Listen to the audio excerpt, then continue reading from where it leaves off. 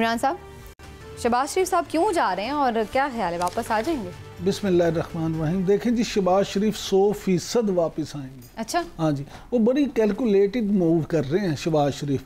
मैंने आपसे पहले भी कहा था, शहबाज शरीफ जो हैं वो इस वक्त अपने आप को एक बेहतर मुतबादिल के तौर पे साबित कर रहे हैं। शहबाज शरीफ देखें क्या कर रहे हैं। अगर आप कल का देख लें, वो इस्लामाबाद में थे, लेकिन PDM के सरबराह मौलाना फजलुर रहमान से जो उनकी मुलाकात इम्कानी तौर पे होना भी थी, वो भी नहीं हुई। कुछ लोगों का ये भी ख्याल है कि शहबाज शरीफ ने जानबूझ के वो मुलाकात नहीं की और बाद में मौलाना से टेलीफोन पे गुफ्तगू की, ताकि ताकतवर हलकों को ये पैगाम दें कि डिस्टेंस कर लिया खुद हाँ को जी। उनसे। इसी तरह अब शहबाज शरीफ जा रहे हैं फौरी तौर पे लंदन। एक तो उन्होंने अपने इलाज की गर्ज से जाना है, दूसरा उनका ये मामला है कि वहाँ पे मियाँ नवाज शरीफ से वो मिलेंगे और वो मामला जो ताकतवर हलकों और इनके दरमियान बहुत सारी चीज़ें आपस में जो हुई हैं उन पे भी उनसे डिस्कस करेंगे। और ये शहबाज शरीफ का दौरा मैं समझता हूँ उनके इलाज के लिए भी, खैर इलाज तो उनका वो रूटीन का एक चेकअप होता है जो हर 6 माह के बाद, जब से उनका कैंसर का इलाज हुआ उन्होंने हर 6 माह के बाद जाना होता है। उसके बाद वो अपने भाई से भी मिलेंगे। और आप ये देखें कि यहाँ पे भी रिहा होने के बाद उन्होंने ना सिर्फ बरतानवी सफारतकार से भी मुलाकात की थी, बल्कि कल उन्होंने शहजादा फिलिप के इंतकाल पे भी अफसोस का इजहार किया था। तो कड़ियों से कड़ियां मिला दी आपने। तो ये काफ़ी अहम मैं समझता हूँ कि है। अच्छा। इस शहबाज शरीफ का। ठीक है, हिलाली साहब आपका क्या ख्याल है, मामला सिर्फ इलाज का है या कुछ और भी है पीछे बैकग्राउंड में? और फिर ये भी कि कोर्ट ने भी उनको एक दफ़ा फिर से रिलीफ दिया है, तो इस फैसले को भी कैसे देखते हैं आप? जबरदस्त कोर्ट ने रिलीज दिया है। इस जाने के पहले उन्होंने इधर तक नहीं पूछा कि तुम्हारा जो पहला गारंटी लिख के दिया था कि तुम अपने भाई को वापस ले आओगे फलाने हफ्ते में, 4 हफ्ते में, जो भी था, उसका क्या हुआ? पूछा ही नहीं उसको। और इधर तक भी नहीं पूछा कि भाई अगर तुम समझते हो कि भाई तुम्हारा वापस नहीं, उस भाई ने आपके मेडिकल ट्रीटमेंट के लिए गया है और मेडिकल ट्रीटमेंट का भी एक रिपोर्ट नहीं भेजा। तुम किस किस्म के इंसान हो कि तुम हमारे पास आए हो और तुम हमें पूछ रहे हो कि मुझे एक दफे और जाने दें, हालांकि मैं एक गारंटी झूठा था। समझ सकते हैं आप? तो आप खुश नहीं है कोर्ट के फैसले से? माफ करिए। लेकिन नहीं सुनिए, नहीं कोर्ट का फैसला नहीं, तरीके भी सुनिए। जज साहब ने कहा अटॉर्नी जनरल को कि तुम्हें आधा घंटा मैं देता हूं, जल्दी से जाओ, गवर्नमेंट को पूछो कि उनका क्या राय है इस मामले में। कोई मामला था, आधा घंटा, हाय इतनी जल्दी थी, आधा घंटा सिर्फ।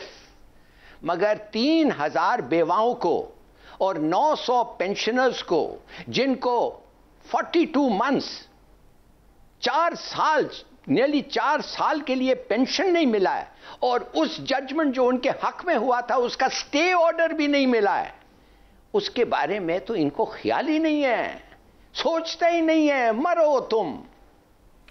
ये क्या मुल्क है भाई? ये बनाना रिपब्लिक नहीं है, ये एक पाइनएप्पल स्टेट है। हिलाली साहब का दर्द मैं समझ सकता हूँ, ये प्रॉब्लम समझे। केस इस वक्त मनी लॉन्ड्रिंग का नहीं था। जो लोग तनकीद कर रहे हैं उनको ये भी समझना चाहिए कि केस क्या था। अदालतों में ये नहीं होता कि अगर एक बंदा कातिल है, कत्ल के इल्ज़ाम में अगर एक बंदा वहाँ कटहरे में खड़ा है, तो उससे ये नहीं कहा जाता तुमने वो किया था, तुमने वो किया था, तुमने वो किया था। पर्टिकुलर केस हमेशा डिस्कस होता है। आज केस क्या था? केस था ब्लैक लिस्ट का, और उसमें जो कानून कहता है सही है, उसके मुताबिक अगर आप देखें तो 2006 के जो पासपोर्ट एंड वीज़ा मैनुअल के मुताबिक किसी भी ऐसे आदमी का नाम ब्लैक लिस्ट में नहीं डाला जा सकता जो किसी एंटी स्टेट एक्टिविटी में मुलव्वस ना हो। यानी कि एंटी स्टेट एक्टिविटी में मुलव्वस जो लोग होते हैं उनका नाम ब्लैक लिस्ट में डाला जाता है, कानून ये कहता है। अब इशू ये है कि आपने जिस कानून के तहत, वो फवाद चौधरी साहब हों, शहबाज गिल साहब हों, या जितने भी इस वक्त PTI के लोग इस पर तनकीद कर रहे हैं, ज़रूर करें। हो सकता है कि शहबाज, अभी जो हिलाली साहब कह रहे थे, शहबाज शरीफ इससे भी ज़्यादा बड़े लुटेरे हों, हो सकता है इससे भी ज़्यादा उनका अंदर रहना ज़रूरी हो, लेकिन इस वक्त पर्टिकुलर केस क्या था? ये सवाल गंदम जवाब चने वाली बात नहीं होती। आपने डिस्कस तो ये करना है कि आज मामला क्या था, आज केस क्या था। आज केस था ब्लैक लिस्ट का, उसमें अदालत ने, जैसे मैंने उस दिन बताया था, पेपर जस्टिस होता है जो उनके सामने सबूत रखे जाते हैं उसकी बिना पे अदालतों ने फैसला देना होता है। अब अगर आपके सिस्टम में खराबियां हैं तो 3 साल हो गए हैं, आप उस सिस्टम को दूर करते, खराबियों को दूर करते, या कम से कम उन खराबियों को दूर करने की कोशिश ही करते, उसका आगाज ही करते। तो फवाद चौधरी साहब कह रहे हैं ना, ऑपोजिशन साथ ही नहीं बैठती है, ना कोई तरमीम। उन्होंने कब बिठाने की कोशिश की? ये मेरा कमेंट सिर्फ ये है कि एक बड़ा अच्छा नया डेफिनेशन हमें मिला है एंटी स्टेट क्या होता है। माने स्टेट के पैसे आप लूट लें, public commissions, kickbacks, money laundering, false accounts आप कर सकते हैं, मगर वो एंटी स्टेट नहीं है। वो फिर क्या है? वो क्या प्रो स्टेट है? देखिए, एक मिसेस यास्मीन है, हेल्थ मिनिस्टर, वो औरत कीमोथेरेपी ले रही है मगर रोज आके काम कर रही है। ये साहब 15 साल हो गए हैं कैंसर रिकवरर है, 15 साल हो गए हैं कैंसर से, मगर इनको आप इजाजत दे रहे बाने नहीं, इनको आप साजिशों के लिए इजाजत दे रहे हैं, कंसल्टेशंस के लिए इजाजत दे रहे हैं। जाके उन लोगों को मिले, इंक्लूडिंग फॉरेन पावर्स, बाहर के जो इस मुल्क के खिलाफ साजिशें कर रहे हैं। हिलाली साहब, इस पे तो फिर आप जवाब दें कि आपके फेवरेट वजीर आजम ने क्यों इजाजत दी नवाज शरीफ को बाहर भिजवाने की?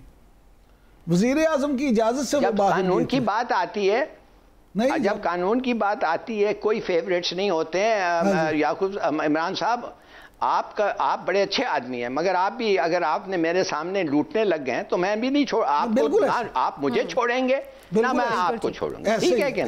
ऐसे ही तो फिर ये ना कहें आपको कि मेरा फेवरेट और मेरा नहीं काम है, मगर वो क्या कर सके, उसकी गद्दी जाएगी। अगर उसने इनकार किया उसकी गद्दी जाएगी, तो फिर इसका मतलब, और उसके लिए भी एक कानून आ जाएगा। इसका मतलब उसके लिए भी शायद उसको जेल में ले जाएं, कहे तुम एंटी स्टेट काम कर रहे हो भाई। नहीं हिलाली साहब, उनको जाओ साजिशें करने दो। हम तो डिस्ग्रेस। सनाउल्लाह साहब, सबसे पहले तो ये फरमाइएगा कि अदालतों से आपको मजीद रिलीफ मिला है, शहबाज शरीफ साहब बाहर जा सकते हैं, लेकिन गवर्नमेंट तो बहुत सीख पाया और उनका ये कहना है कि जी ये इंतहाई, वो बहुत मायूस हैं इस फैसले से कि 2 कवानीन हैं। आप खुश हैं, मुतमईन हैं? आप लोग भी तनकीद करते रहे इन्हीं अदालतों पर। नहीं, देखें, मामला ये है कि मियां शहबाज शरीफ साहब 2003 से, यानी को आज से कोई 18 साल पहले के वो कैंसर के मर्ज में मुब्तला है। वो ऑपरेट हुआ था उनका 2003 में, और उस वक्त से कोई एक, जब वो बतौर चीफ मिनिस्टर भी रहे हैं, हर 6 माह बाद उनका एक मेडिकल चेकअप जो है वो मस्ट है। अब वो मार्च 2000 को यहाँ वापस आए थे, उसके बाद फिर ये उनकी वारंट आ गए, फिर उनकी बेल हो गई, बेल बिफोर अरेस्ट चलती रही। अब मई 2021 है, तो 1 साल 2 महीने बाद भी अगर वो अपना चेकअप नहीं करवाते तो फिर जो है वो लाजमी बात है कि उनको मसला पैदा हो सकता है। और खास तौर पे जब वो जेल में थे, तो जब ये मेडिकल बोर्ड इन्होंने बनाया था गवर्नमेंट ने, उस मेडिकल बोर्ड की रिपोर्ट पढ़ लें, उन्होंने इंडिकेट किया है कि आपको फौरी तौर पे जो है वो चेकअप करवाना चाहिए जहां से आप ऑपरेट हुए हैं। लेकिन राना सनाउल्लाह साहब, हम कैसे यकीन कर लेना ना, अब नवाज शरीफ साहब भी यही कह के गए थे कि वो इलाज करा के आ जाएंगे, वो रिपोर्ट्स भी भेजेंगे, सब कुछ, ना वो वापस आए ना उनकी बाद में, अब तो रिपोर्ट्स का भी कोई नाम निशान नहीं होता।